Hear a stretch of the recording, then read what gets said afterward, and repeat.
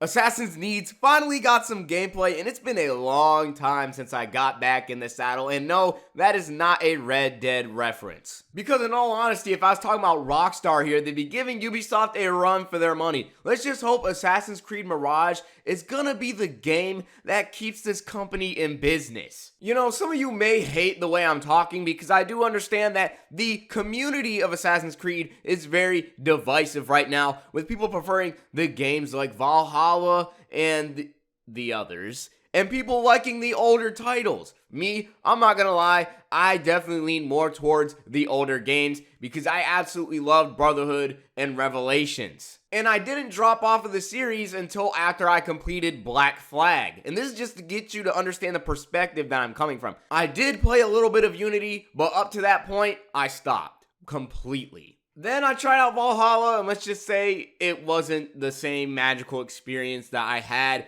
playing Revelations or any of the previous titles, and now we're here with Assassin's Creed returning to form. Now, I will admit, I do like seeing the game finally get back to its roots somewhat, because we all know that a lot of the game is not really there. It's definitely awkward seeing Assassin's Creed without cool shit like the Apple of Eden in the series. I kind of miss stuff like that, and now it's kind of going for a more realistic historical approach. But I will say this, it's definitely good to finally have some of that old gameplay back. Especially because when I first played Valhalla, when the game was telling me hit R1 to smash above every crate I walked by, I just could not get into it at all. And I finally want to buy another Assassin's Creed game, and I think this is the one I'm finally going to sink my teeth into, and for good reason. I'm liking how much energy there is on screen. And it's really refreshing to see Assassin's Creed look like Assassin's Creed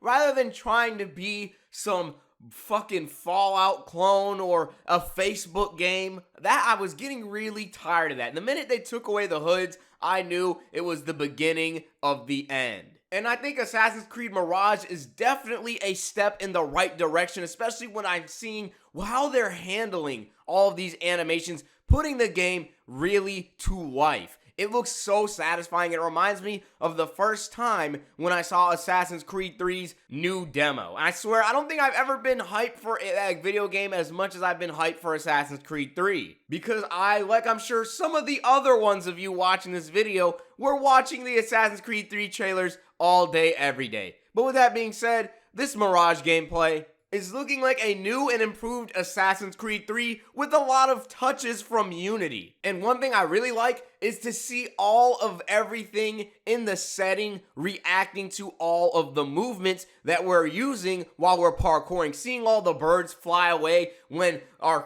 main character approaches them is so satisfying. It gives the entire movement of the game a different kind of feel. Also, guys, please make sure to like the video and subscribe. It definitely helps me out and makes so I can continue making content. I need you guys, so please hit the like button, or I'll make you suffer through every crevice of your body and bone. Anyway, it seems like there's a lot of thought put into every step that you take in the game. And I think traversal is going to feel a lot more dynamic than it has ever felt. Maybe not on Unity's level, but I think it's going to be very fun taking in a lot of the set pieces and visuals while exploring this map. And honestly, I really like how in tune Ubisoft is with their roots, because not only are they actually bringing Assassin's Creed back to its original form, but it also resembles a lot of Prince of Persia's qualities, of course, because, you know, same setting, same kind of culture. And even then, Ubisoft put a Prince of Persia costume and weapon in the game, so that is honestly pretty damn cool. But of course, it's a pre-order bonus!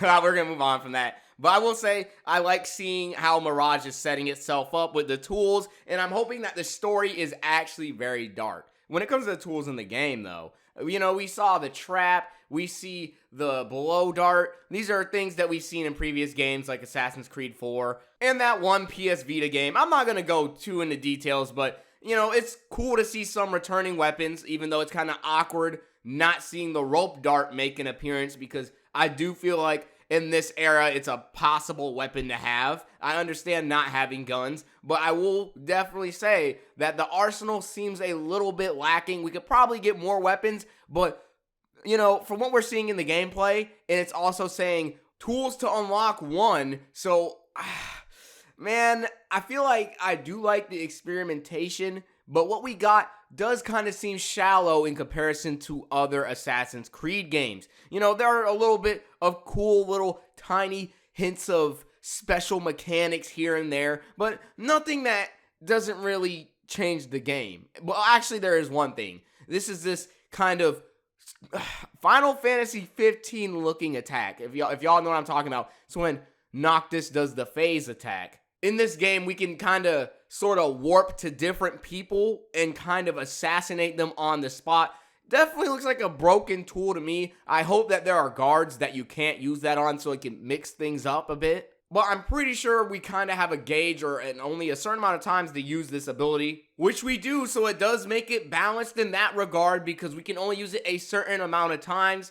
But to be fair, that ability really caught me off guard, and I really do hope that there are enemies that can counter this, especially since this is a more contained game. I feel like because there's not much put into RPG mechanics, just like in Valhalla and all the other games, we can have stronger areas of the game when it comes to enemies and the exploration. And that's the one thing I really want to be on point with this game. I want a huge enemy variety, and I want levels that are actually going to be fun moving around with plenty of side quests and stories that are actually going to keep me as a player motivated into seeing from beginning to end. We also see the traditional smoke bomb. I do like the red clouds that it makes. I don't know too much about this culture, but I really want to assume and say that it's made out of the spices that are made from the foliage and other plants, but I'm really interested in seeing what the other tool is that we didn't get to see in this gameplay demo.